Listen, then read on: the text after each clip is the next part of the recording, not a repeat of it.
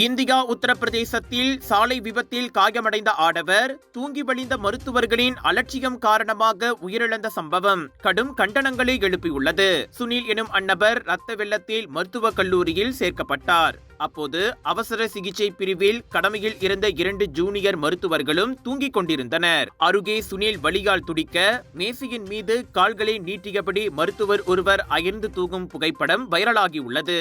அவர்களை ஒரு பெண் எழுப்ப முயற்சி செய்யும் வீடியோவும் வெளியாகியுள்ளது.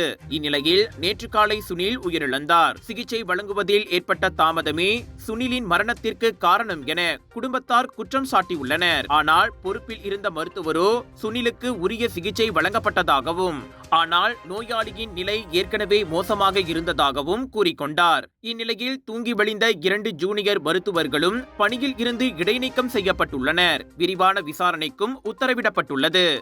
டாக்டர் அப்பாராவ் சன்னாசையின் தி ரப்பர் எஸ்டேட் பாய், பால்வெட்டியின் மகன், பல்கலைக்கழக விரிவுரையாளரான சுயசரிதை.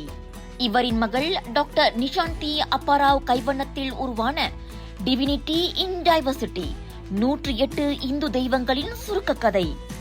தந்தை மகள் படித்திருக்கும் இந்த சிறப்புமிகு நூல்களை உடனே வாங்கி படியுங்கள்.